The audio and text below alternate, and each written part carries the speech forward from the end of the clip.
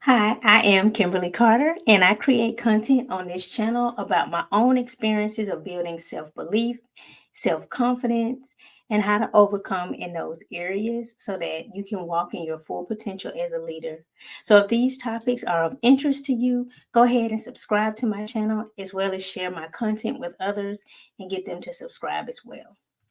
So today I am continuing my series about my journey from being fired twice to becoming a coach and helping women overcome limiting beliefs in their self worth, in their confidence, and in their own abilities. And so I have some notes, so I'll glance down sometimes to look at them.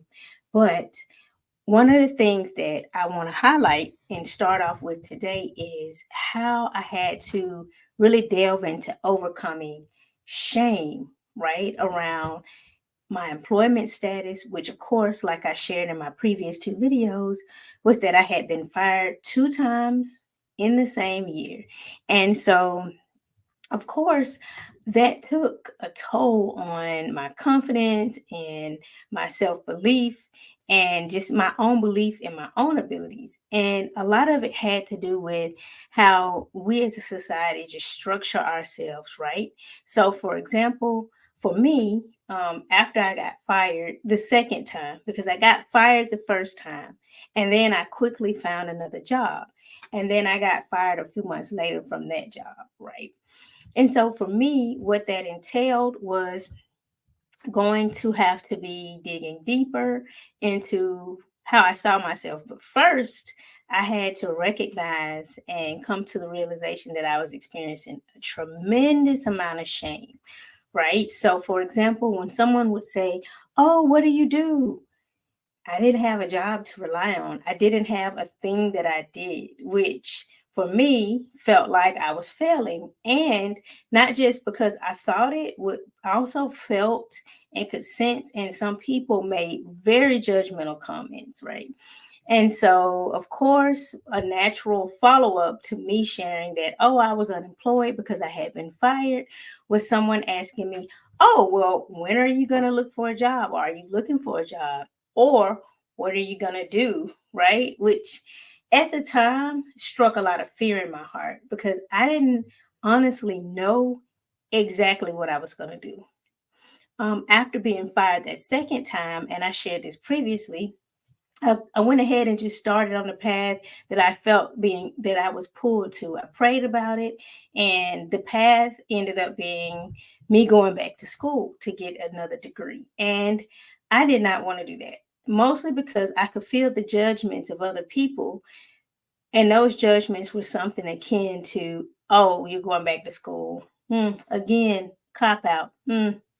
For me, it was about my growth and my journey, but at that time, I could not see that, right? Often, when we get past events in our lives and we look back on those events, we can see where we were headed, that there was a purpose. We can even see that it was for a good purpose or for our good, if you will. But while you're in it, it is often, at least for myself, very hard to see those things, right? And so I felt a tremendous amount of shame. So I started realizing I needed to increase my self belief. And so my first go to for that were resources like books. I started listening to some YouTubers. I started listening to podcasts, people that were sharing anything about their journey of employment or unemployment. And a lot of what I was listening to was leadership materials, women in leadership, just different materials that reinforced and strengthened how I saw myself. And I don't know if I shared this, but I had also been in the military, and so I was a veteran. Still, with my background, with my degrees, being a veteran, none of those things. Once I got fired twice, none of those things um, made me have increased self confidence because for me at the time, I was viewing myself as if I weren't accomplishing enough. And so, yeah, so I started definitely leaning into like, hey, you need to reinforce your self confidence, your self belief. And it was really extremely hard. I did have a few supportive people, but mostly it was a lot of snide comments. It was a lot of side eyes, like, oh, of course you're going back to school. Whew, it was quite the journey. So I started listening to podcasts, self-help books. Um, I got into a few coaching programs, and I can't emphasize enough how impactful the coaching programs were for me, especially in strengthening my self belief, my belief in my capabilities, and my belief in my confidence. Because for me, as you may know as well, often if we are having internal thoughts and self doubt around who we are or what we bring to the table, that can hinder us. You could be at a job right now, but if you're doubting your abilities, your confidence is low, you may allow those doubts and those internal struggles to keep you from advancing, to keep you from going for the promotion, to hinder you from saying, hey, yeah, let me raise my hand. I want to do that. Hey, I can do this. I can do that. Let me volunteer. Often what the difference between someone raising their hand and putting themselves out there and someone kind of shrinking back is an internal dialogue or a belief around their capabilities or incapabilities. And what a coach does, and what I've experienced and what I do for my clients, is help you determine the capabilities that you have that you're overlooking. What I found for myself and what I found often working with others is that we have capabilities that come so naturally to us that we don't see them as extraordinary, but they are, right? So, for an example, you just may have a natural inclination towards empathy for others.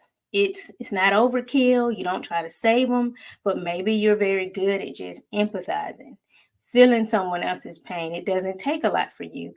Well, that's actually a gift, right? That's actually a capability and a talent, and something that is valued as a soft skill in the workplace. But if you are having internal doubts, if you're having limiting beliefs, if you're not seeing yourself as capable, you may not even see that as a capability or a talent, right? And so the job may come open and you don't list this as one of your strengths, when maybe the employer or your boss is looking for somebody with highly developed emotional um skills, highly developed soft skills is what they're called now in the workplace. Again, soft skills may not come to your mind for what you're able to do, but a coach can help you tease out some of these often overlooked capabilities, and that's what I found to be true for myself. Also, I did therapy. I actually do ongoing therapy. Just even if I don't, go to a therapist every week, you can go to therapy quarterly. You can have a yearly check-in. Some people need, weekly. Some people may need daily. Some people may need monthly.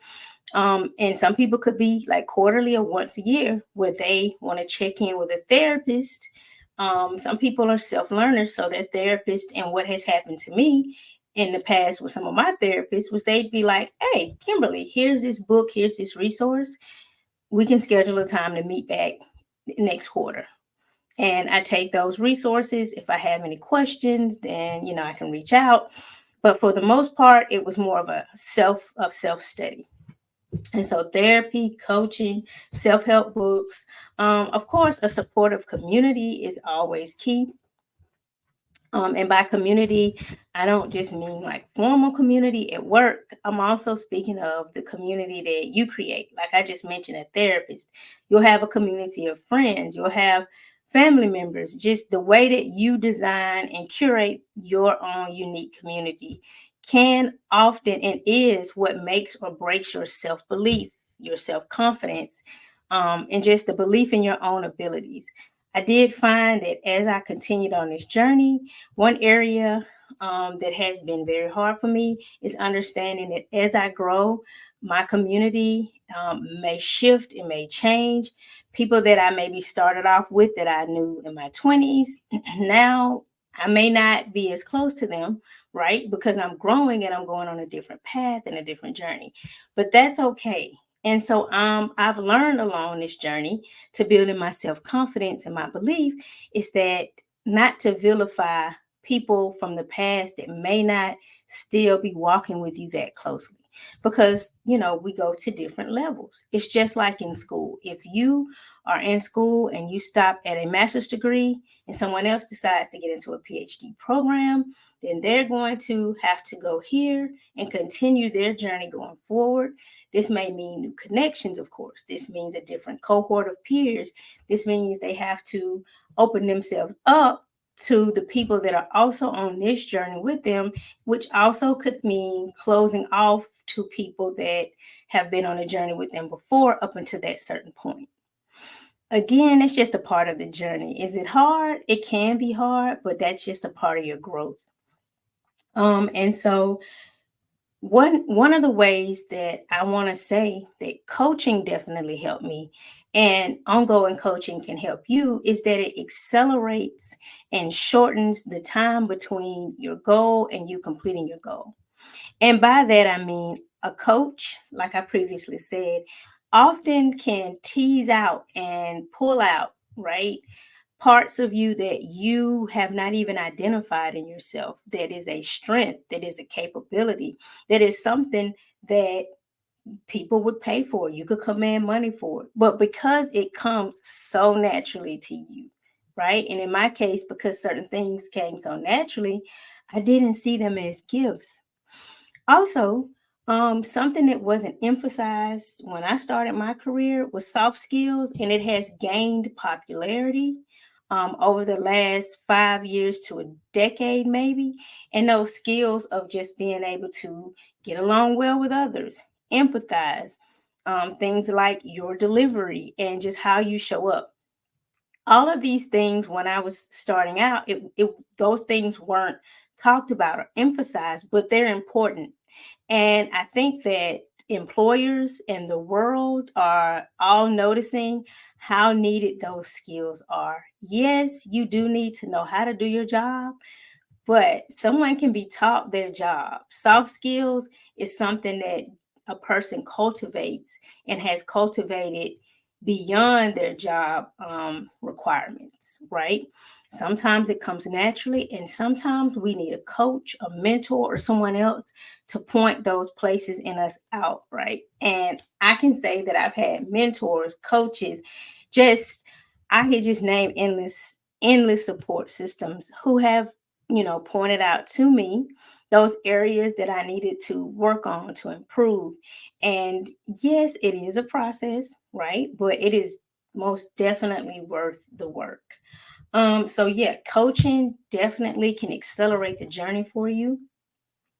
And for me, that's what I found. I've had business coaches, coaches that have helped me develop my messaging, develop my offering. And I've also had coaches that have helped me work on my own limiting beliefs. And so, again, I'm sharing that because not only do I coach women, but I've been coached. And so I'm not coming from a place of, hey, this is what you should do, but I've never done it. I'm not coming from the place of not having had to strengthen my own self belief and my own self confidence, right? And that makes a significant difference in how a coach even approaches you and how you and that coach can work together, to curate whatever the program is that you need, uniquely tailored to you. And so, yeah, I just again wanted to continue my journey, sharing my journey from being fired to coaching women, and just talk about my background, how I got there, overcoming those limiting beliefs, and how that's landed me right here to offer my own coaching services, to work with my own clients, and to help women tap into and strengthen their own self confidence, their own self belief, and to overcome any kind of doubts around their capabilities so that they can show up as the leaders that we all need, right? This is a very critical time, and leadership in every sector of society around the globe is needed. And so, the reason I'm so passionate about this is often as women, we'll doubt ourselves a little more than we should. Now, a lot of that has changed and is shifting. However, it can still come up. It's still very important to address, unique specifically to women, and how we can overcome limiting beliefs in our own capabilities. So, again, go ahead and subscribe to my channel, share this content, and I'll see you on the next video. Have a great day.